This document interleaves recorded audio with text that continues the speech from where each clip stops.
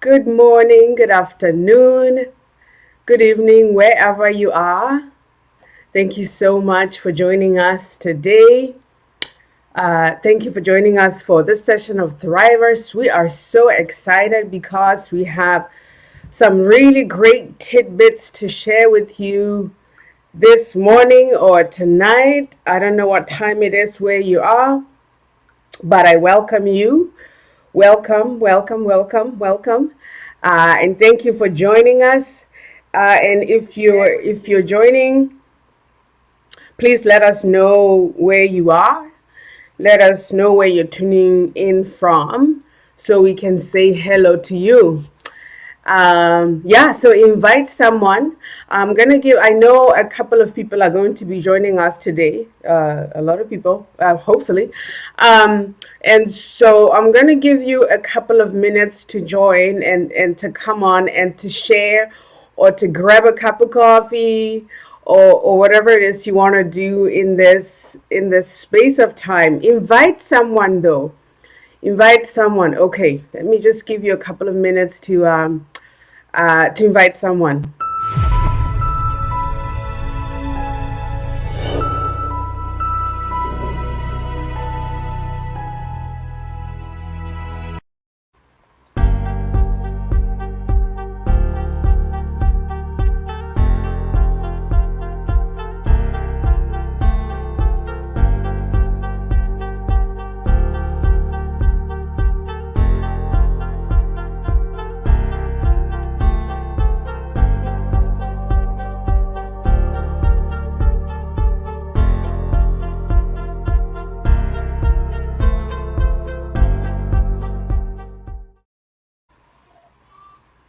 All right, we're back. Hello, hello, hello. So thank you for joining me today. I see a couple of people already online. I see my sister and friend Fungai from South Africa. Thank you for joining me today. And I see Oni Mok Pulugo. Pulugo, where are you from? Are you from South Africa or Botswana as well? I see my sister, my friend. Butsile Sabone, hey friend, how are you? Long time, long time. Good to see you. And my sister in love, Clara Chola Kasapo from Zambia. Thank you for joining us. Yes, invite people, share on your walls as well. That's how people are going to see us. And we're gonna have a really wonderful time today. But first, let me introduce myself. If you've never been on any of our platforms, my name is Bojosi Gamontle Phiri. I was born and raised in Botswana, as you can see at the back there. I'm giving a shout out. I was born and raised in Botswana, but I currently live in Canada, in British Columbia, in Vancouver, in Canada, with my family. And the platform you're on today, I mean, of course, that's my Facebook page. But Thrivers is a women's ministry, actually, of Faith Impact Ministries International, that my husband and I pastor, who is Apostle Isaac Phiri. And Thrivers is a women's ministry of that ministry. And so what we've been doing since 2018, we talk to women from all walks of life, and women who are successful in their fields, in their endeavors, who have overcome great obstacles. And we want to learn from them, because we learn from one another, right? And so today is not an interview format. As you can see, I'm the only one here. In fact, what had happened was I had invited our guest speaker, who we were supposed to interview today. We were going to talk about careers, but she is so busy, as you can imagine, and she's traveling. She was not able to do this. So we thought, well, let's talk about scholarships, and you'll know why as we begin to share today. Okay, so I see Rasi. Hello, my sister. I see Ziling. Thank you so much for tuning in. Invite someone. I do have some PowerPoint slides today that I'm going to share. But I want to keep this as informal as possible. I want to keep it as informal as possible. I do have a few slides that I'm going to pull up today. And here's maybe a question that I can ask people. If you are attending today, what are you hoping to get from today? Because I'm going to share from my perspective, but I want to hear from you as well. Like, what are you hoping to get from today? I see Dr. Pagiwa. Hello, my friend. How are you, brother? Thank you for passing by tonight, or this afternoon, where I am. All right, so I'm going to bring up the slides, and then we're going to talk through them, and let's see what we have today. Cabello, thank you, my brother, all the way from Mahalape. I don't know if you're in Mahalape though, but thank you for joining. All right, so let's add these slides to the stream. Also, let me know, first of all, let me know if you can hear me. Let me know if you can see me. Let me know if the sound is clear. And so if you are here, if you see the slide, let me know if you can see the slide that I have on today. And what I have on is the flyer that you might have seen. I don't know if you've seen that, but if you see the flyer, let me know if you can see it, because that's where we're going to be sharing our slides. And if you're here because of that flyer, that's what we'll be doing today, and you're in the right place. Okay, it's my pleasure.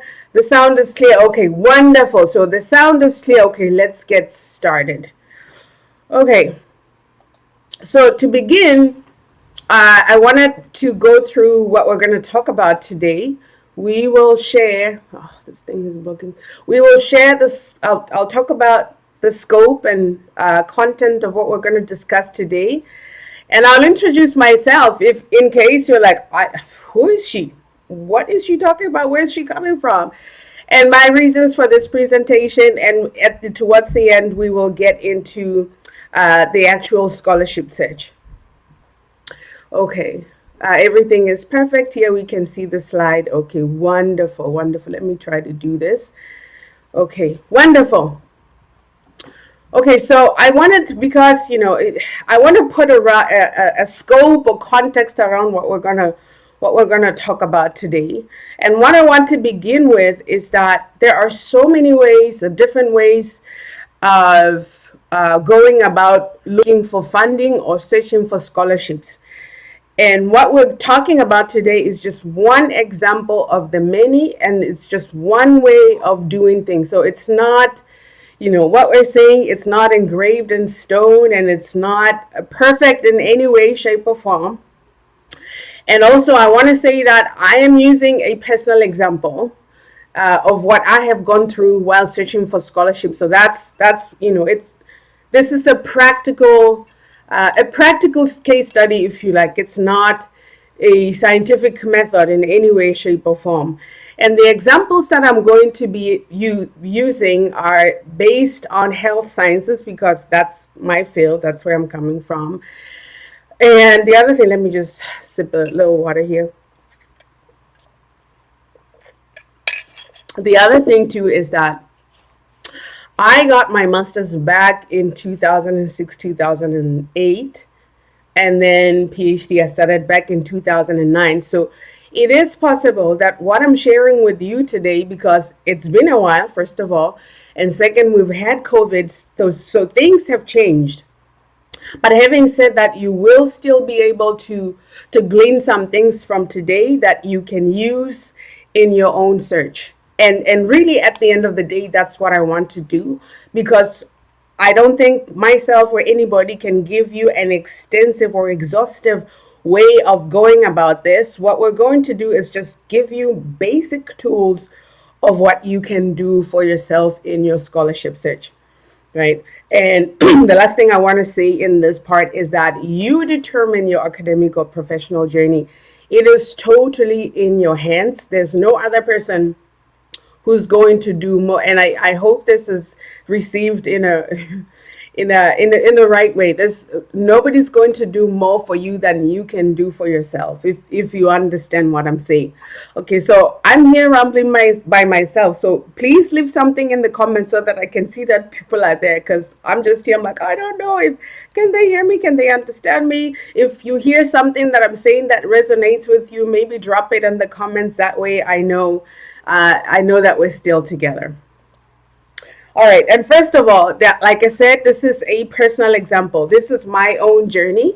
And so as I talk through these, you might think, oh my gosh, she's talking too much about herself. It's only really because I'm using my own example and what I have gone through during my scholarship search.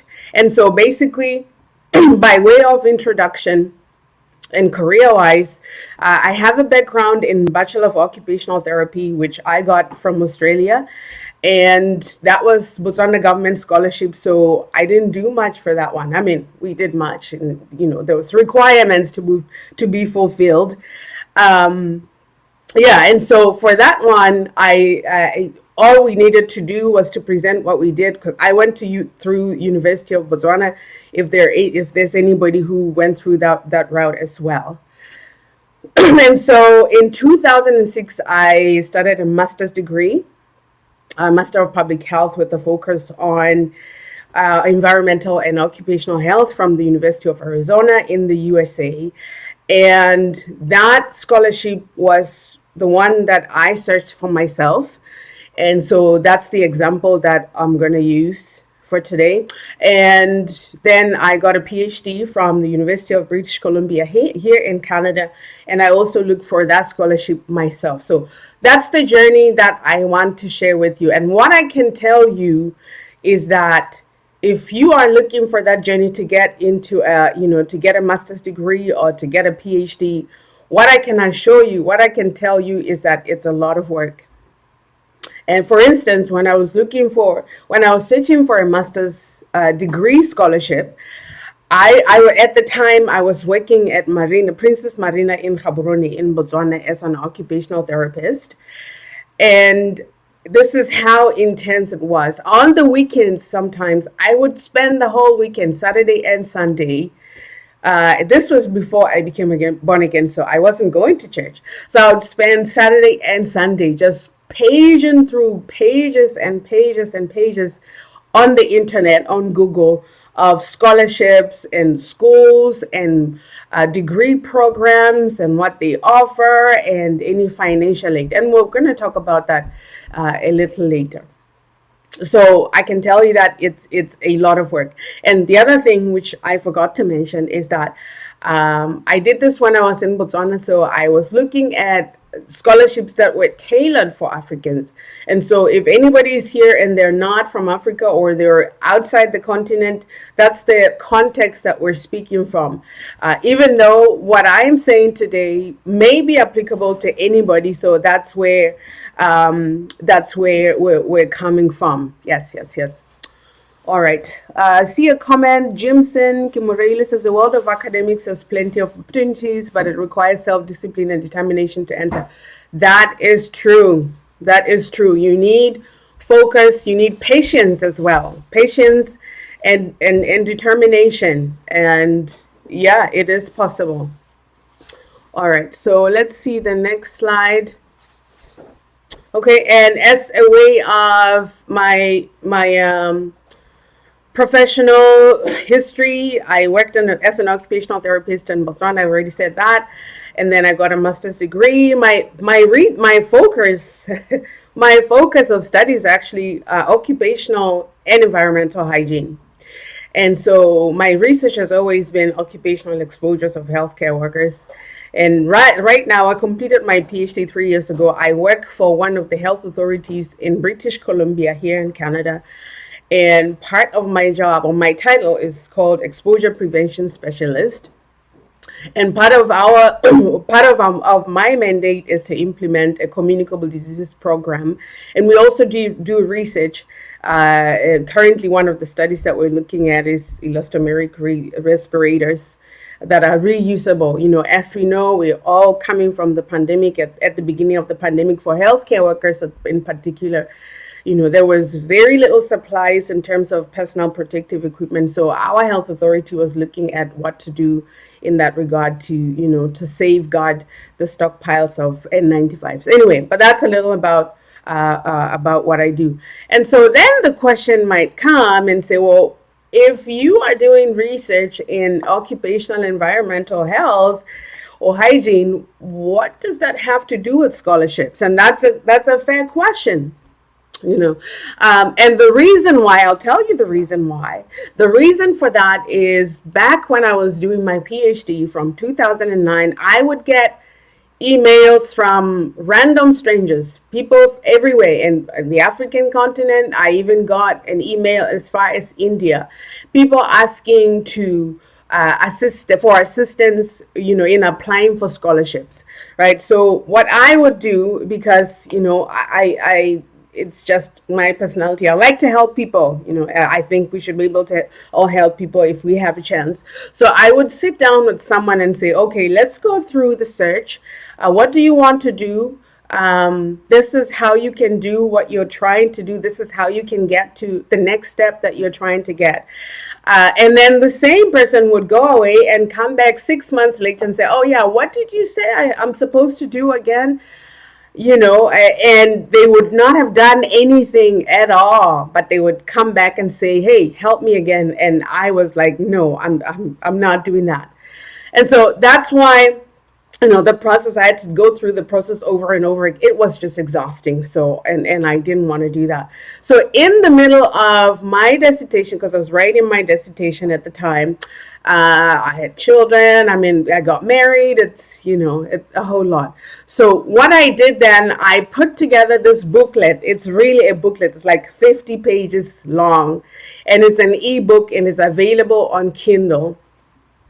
I put this book together because if somebody came to me and said, hey, can you help me find a scholarship? I want to go do a master's degree. I want to go do a PhD. I'll just send them a link and say, here, go buy this Kindle book. It's an ebook. You can read it from your phone and go through that. And I've written down the process of getting a scholarship and follow that. Right. So after then, the numbers of people, when the number of people who are coming to me say, hey, can you help me? Or the ones who would say, help me. I sit down with them. I show them every step, and they go back 6 months back. 6 months later, they come back having done absolutely nothing.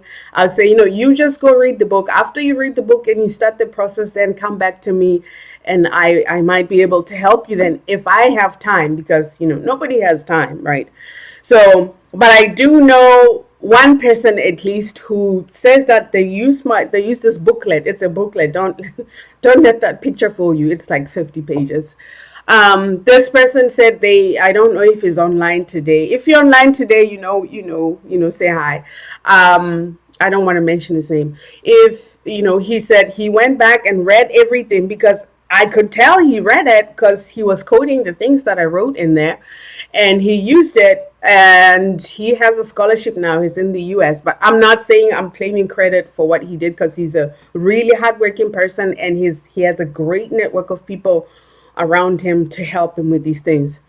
So today we're going to pick three of the chapters, and we're going to talk a little bit about that, so we can get tools for the next journey. Also, if you are, let me know where you are. If you're where you are in the process of getting a scholarship. Are you just thinking about it? Have you started to look? Have you talked to anybody about it, or is it just something that you are thinking of doing in the future? Right. Okay.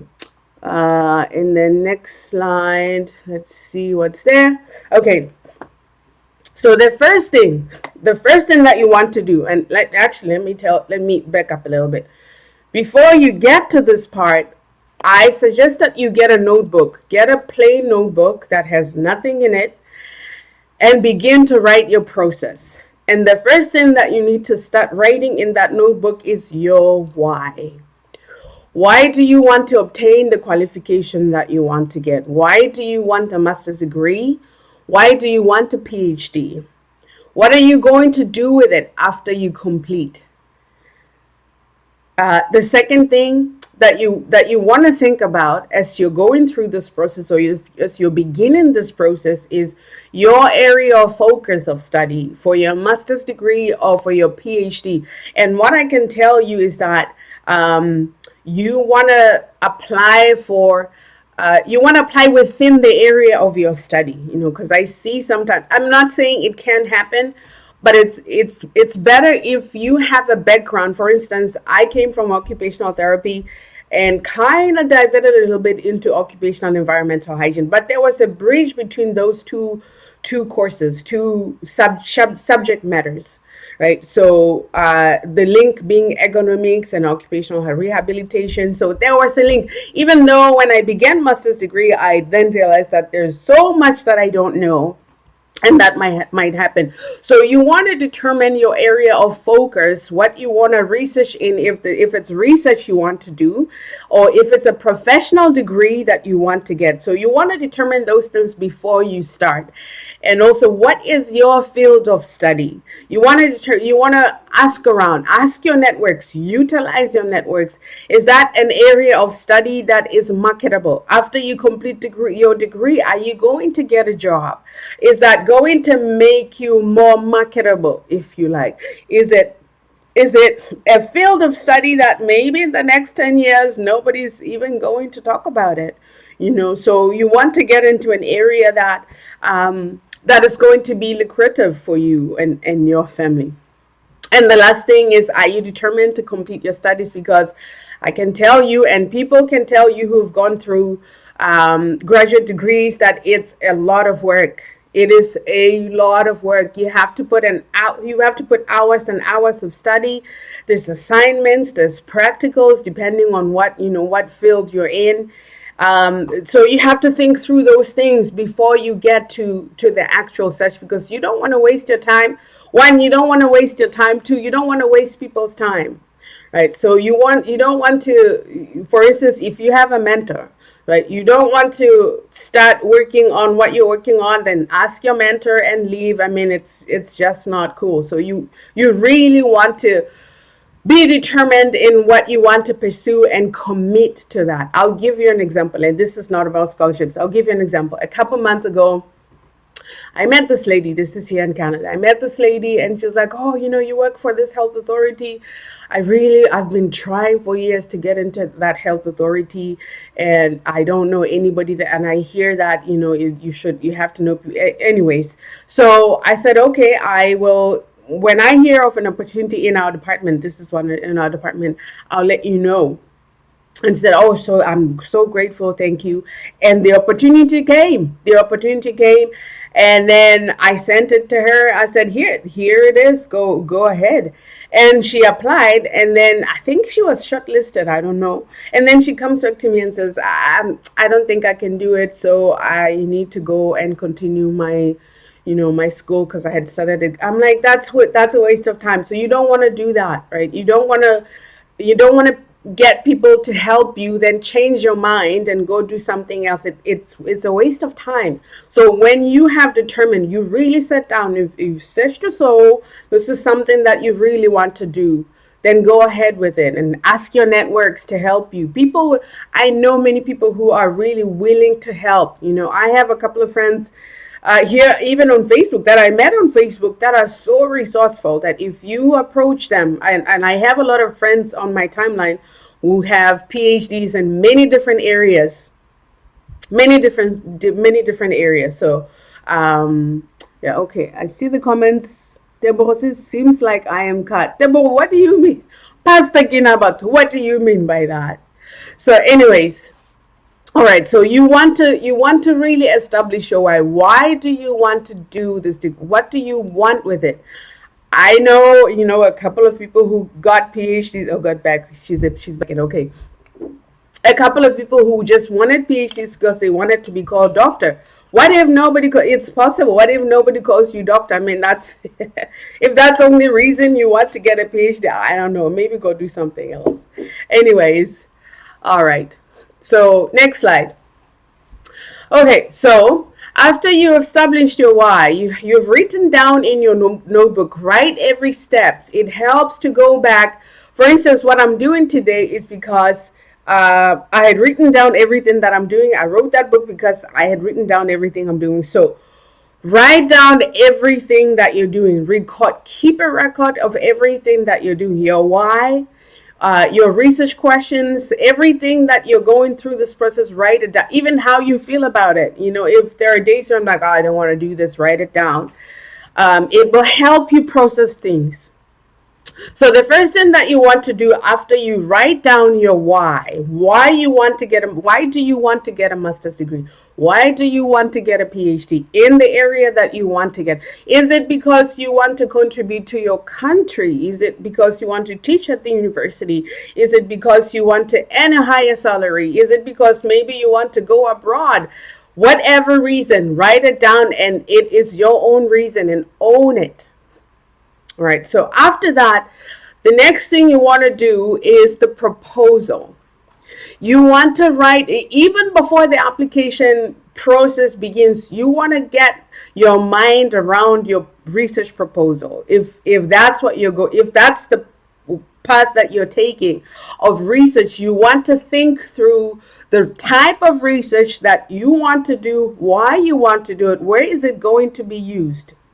So you can do something like this. You can write about 5 topics in your area of study, 5 topics and research areas that you would like to focus on, and put them in the order of importance to you.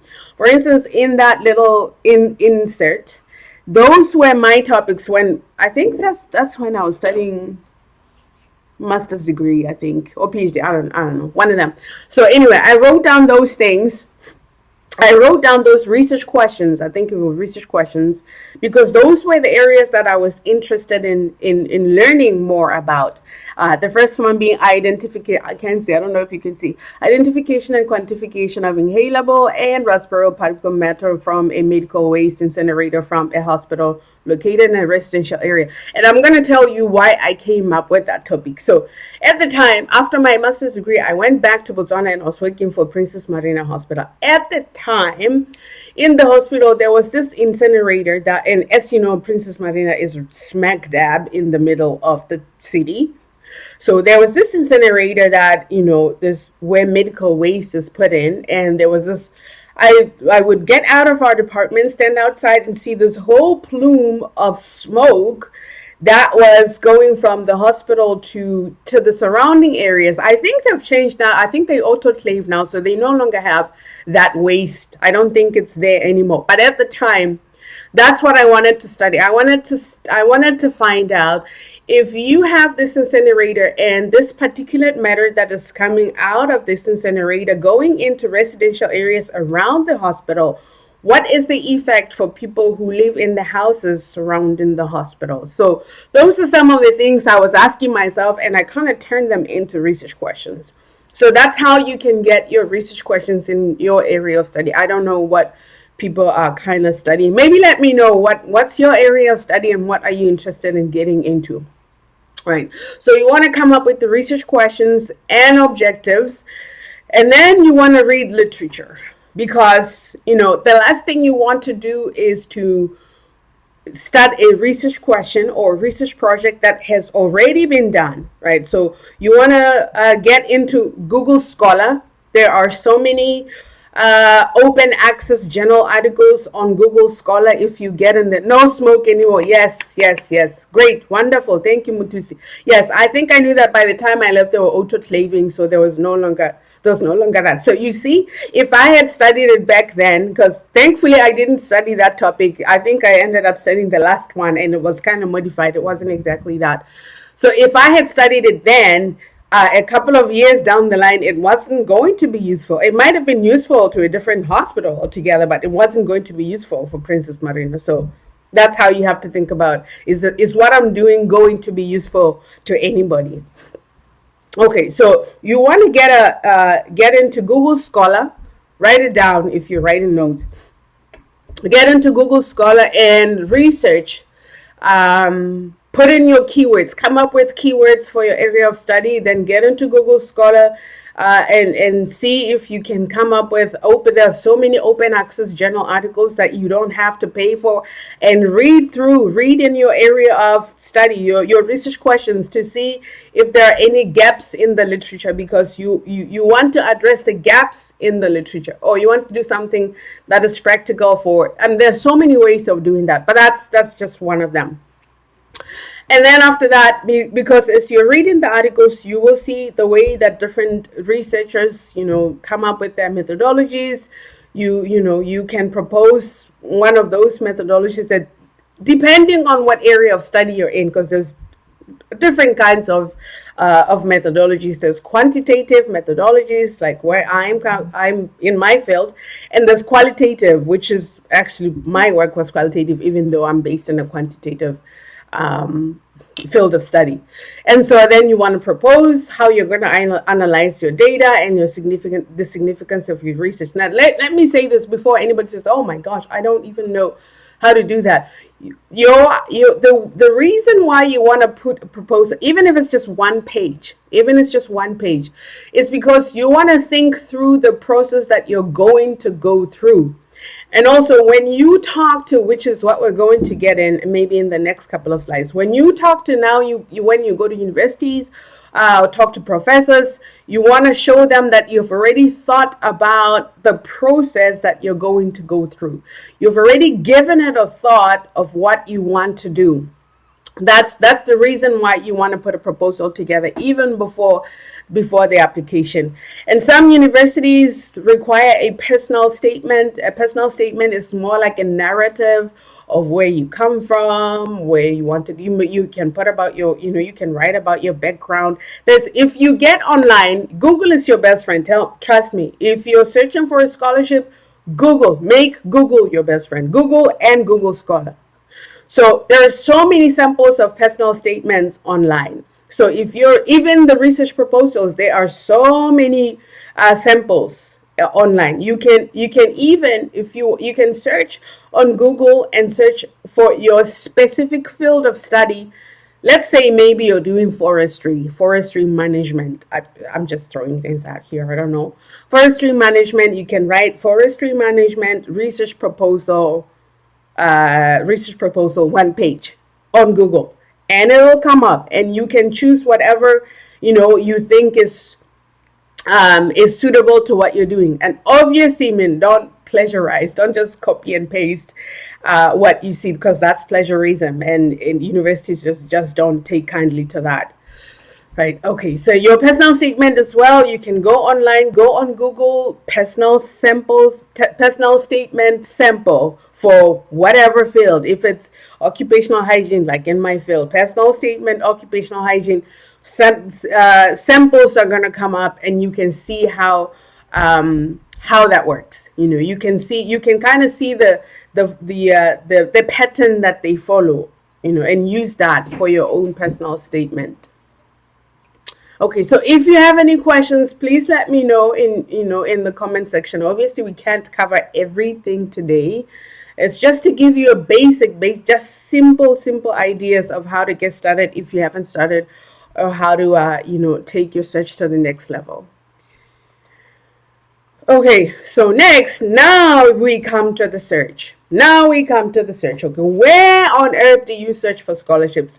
The first one, if you're working for a university, for instance, I know I see a couple of my friends here. Dr. Patience Eric is here. She is a head of department at one of the departments at university, in our department, actually. So if you're coming from UB like she does, your school, if you're an academic, might sponsor you to go get a master's degree or get a PhD. I don't know if that's the case anymore, but I know that route is possible, and there are people who've gone through that route. And then there are regional scholarships. I'm talking about, like, if you see that poster that's up there, scholarships that are focused in a specific region. They are tailored for people in that specific region. This one, I think it's Sub-Saharan Africa is specific for that. They want postdocs and they want PhD students. So because you already have your proposal, right? You already done your proposal. That's going to be part of your application package, and you can go through that and see what they require in there and apply. This is the thing that I want to tell you. Never be afraid to apply for anything. If it's there and you know that you have the requirements, you know that you have the criteria that is there, even if maybe it's not totally there, apply anyway. You never know. Even if you get a no, that's okay. You keep going. Even if you get rejection after rejection after, and this is what will happen. Actually, let me back up and tell you this. In this master's degree and PhD scholarship search journey, you are going to get a whole lot of rejections. You're going to get a lot of no's. You're going to get a lot of silence. Some institutions will not even have the decency to get back to you and say, oh yeah, no, we're not interested in you. You just have to keep going. You're going to get letters that say, no, I've received those letters. Oh, you were part of the shortlisted group, but unfortunately we only sponsor 5 people this year. Whatever the case may be, you will get rejections, and it will get you down. It will get you down, but be down for a little bit. Give yourself a day or two to mourn it, then keep moving. Look for another scholarship. Apply. Even if you apply, I'll give you an example. When I was looking for a master's degree scholarship, I think I applied to like 20 schools or something. Even for PhD, I applied for that number of schools. And I got, for master's degree, fortunately, I got a Fulbright scholarship. So that meant that, if you already have funding, then, sometimes universities are a little kinder. So that one, before that, I had applied to many universities, and I got a no after no after no after no. And finally, I got that yes. You will get a 1 yes, but you may get 20 no's. But don't let that demoralize you. That's what we said at the beginning. This is a lot of work. You're going to put in a lot of work, and you're going to get a lot of no's, but you keep moving anyway. But we can't overemphasize, actually, that you have to do great. You have to have higher marks in your bachelor's degree or master's degree if you want to do a PhD. That cannot be overemphasized. You have to have good grades to go ahead. Okay, so that's about regional scholarship. Then we have continental scholarships, like the MasterCard Scholarship Foundation. I know my university, my alma mater, University of British Columbia, was sponsoring this students from the MasterCard Scholarship, and I was one of the mentors for that scholarship. So you can go through that. You can go through that.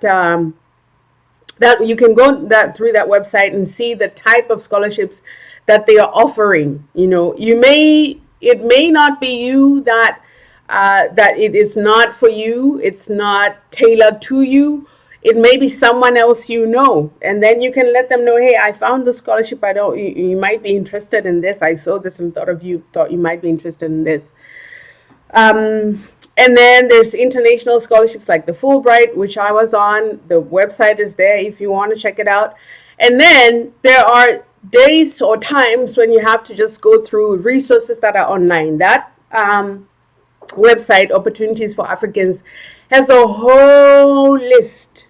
Of opportunities, master's degree and PhD scholarships for Africans, specifically for Africans. So what you want to do is take time and go through that and click through every scholarship, see who they're offering the scholarship, because for example, there are scholarships that are just tailored for women. It may be just for African women who maybe come from a low socioeconomic, class, whatever. That sounds so bad. But anyway, there are scholarships like that. There are different kinds of scholarships. So if you give yourself time, you remember you have that notebook that you bought at the beginning. You go through this and you write down all the scholarships that you think would be perfect, would work for you. You write them down, then you see the deadlines and make sure that you send your application packages before the deadline.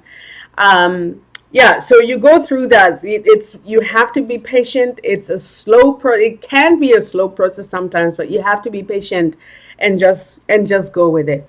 And lastly, I there are university-based scholarships, and what I mean by that is those are a little more targeted. University scholarships, for instance, and we're going to give an example of that in the next few slides. An example of that is if you are wanting to pursue a master's degree, maybe in, I don't know, biomedical sciences, or a PhD in biomedical sciences, there are universities in the world that offer those courses. And what you can do is go to the website of that particular university and see the program they offer, their requirements, their deadlines, any scholarships they offer, and get in touch with the department. You can get in touch with the administration. I know that sometimes, okay, let me back up. I know that sometimes where we come from, people are not like that. That you can see something on the website and people may not get back to you. There are parts of the world where you don't know anybody in the department, and you send them an email, they will get back to you. It happens. So that's why I'm saying that if you try to make contact with someone with the university or someone that they don't respond to you, don't sit down and think that's it. No, you keep moving. You keep moving. You keep moving. Okay, so here now is an example of a university-based scholarship. And the reason why you want to do this, because it's targeted. It's not it's not like throwing mud on the wall. I mean, you have to start somewhere. Right, so this one is kind of targeted, so you know that you're talking to specific university, you're talking to specific people, and sometimes they talk back to you. They give you feedback, so you know where you are in the grand scheme of things, unlike when you're just submitting applications everywhere and you don't know who you're talking about. Okay, so here's an example. There's Musimane Hape Mukumarita. This is a totally fictional name. I don't know anybody named this. So if there's a person named that, I'm sorry. I'm just using, as an example. There's Musimane Hape Mukumaritari. Musimane Hape has an MSc from Environmental Sciences from BUST. I don't even know if BUST offers environmental sciences. I'm making things up just to give you an example. So Musimane Hape he's done well for his MSc. His GPA equivalent. A GPA is a measurement that in North America, especially the US, is used a lot to see where you are, where your grades are. I think it's out of 4, out of 5, depending on the school. But Musimane Hape has done well. This would be like an 3.8 would probably be like an A or an A minus. So he's done well for his master's degree. He's got an MSc now. He's interested in pursuing a PhD in forestry management. And so the first thing he does, I use this example here, says MSc. Okay, I use this here, says MSc, but you can do the same for a PhD. You can do the same for a PhD. So he has a master's in environmental sciences. So he goes to Google, as you can see, he puts in forestry management, PhD, top 20 universities. Top 20 universities. You can do that for MSc or a PhD. You can do that for your specific field. If you're in social work, if you're biomedical sciences, or if you are in IT, whatever, you can put that forestry management, MSc, top universities. Then you'll have a list on Google, a list of universities that the first hit there shows top 82 universities in Canada, but you can get top 82 universities or whatever in the world. So it can be anywhere. It doesn't have to be just the US, or it doesn't have to be quote unquote the West. It can be anywhere. Right? And so he Googles that, he gets top 82 universities. So you can start with that and go through those universities, maybe because 82 is a large number, start with top 20 or top 10.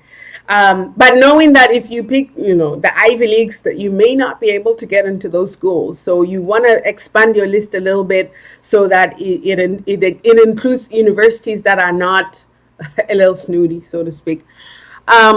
So you go through the list, you see the universities that offer what you want, and then take it from there. So ask your networks too. If you have people who have PhDs in forestry management, where did they go to school? What's their department like?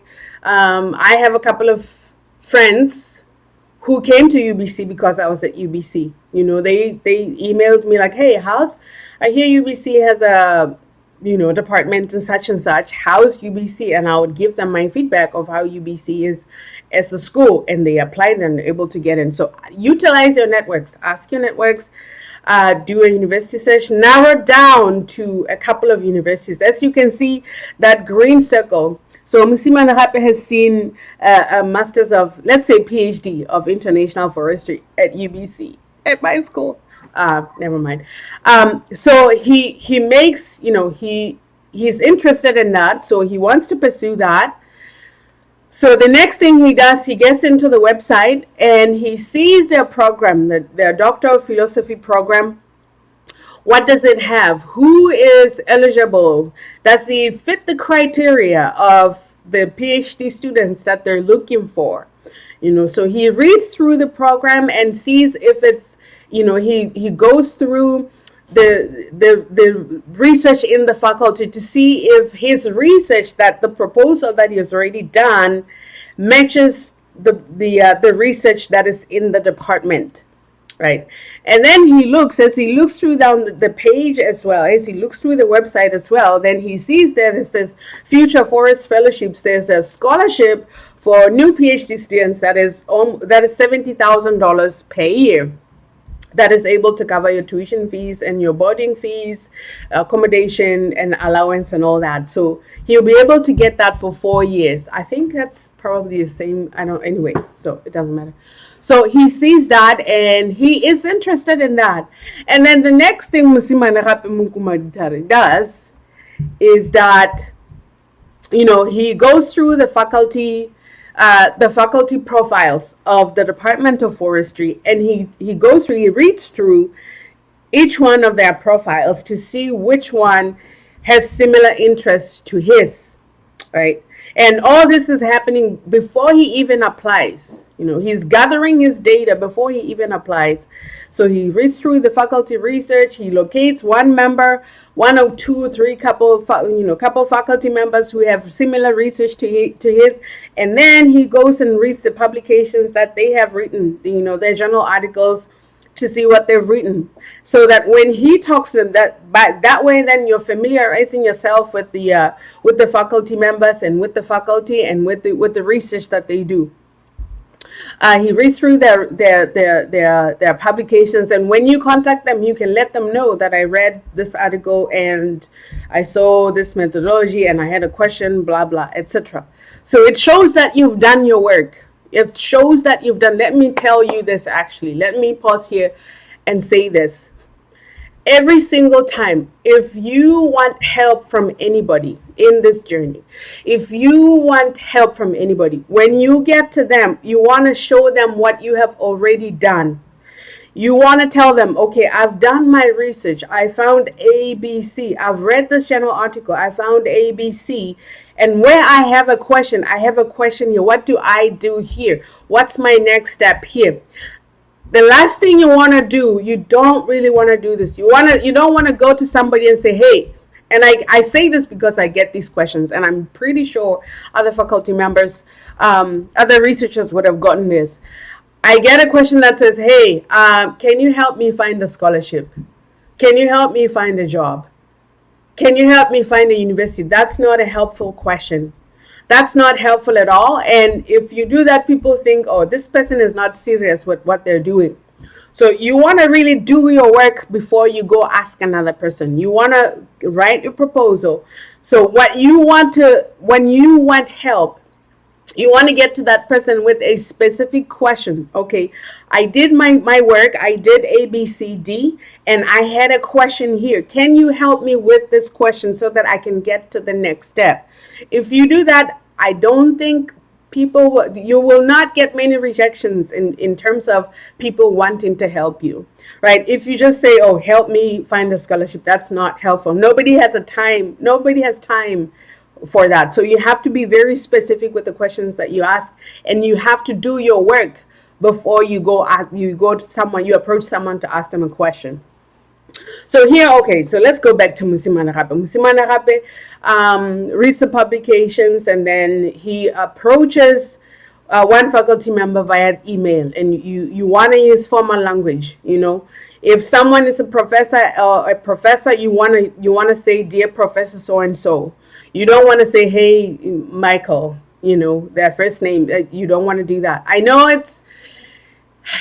it sounds like, well, what? That's just the way it works. You want to use formal language, and you want to be respectful. Dear Professor so and so, I'm interested in pursuing a PhD. I have read through your university website, and I believe that the research that you do is very similar to the research that I want to pursue. I have done my work, I have done the proposal, so I was wondering if you would be able to help me in such and such manner. For instance, if you are going to do a PhD, you have to have a PhD advisor before you get a 1 minute, sorry.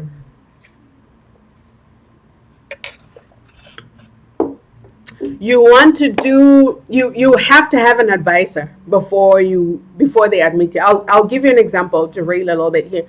I'll give you an example. When I applied for a PhD, I actually because I did my master's in the US. I wanted to go to the US to do my PhD. And I actually got, because one of my mentors at the school that I was doing a master's degree in, she did her PhD at University of North Carolina. So she knew the department, and she knew faculty members in that department. So she said to me, okay, apply to UNC. They have, because I wanted to do exposure assessment for my PhD. They have a really good exposure assessment program. So I applied there, and I was accepted in that university, except the person that I wanted to be my advisor was retiring, so he was no longer taking PhD students. And just because of that reason, I couldn't get in. They were like, we accepted you, but if you don't have an advisor, we can't really accept you, so we have to rescind the acceptance letter, which is what happened. So you want to establish a relationship with if you're looking for a PhD, you want to establish a relationship with someone who is going to be a potential advisor before you even apply.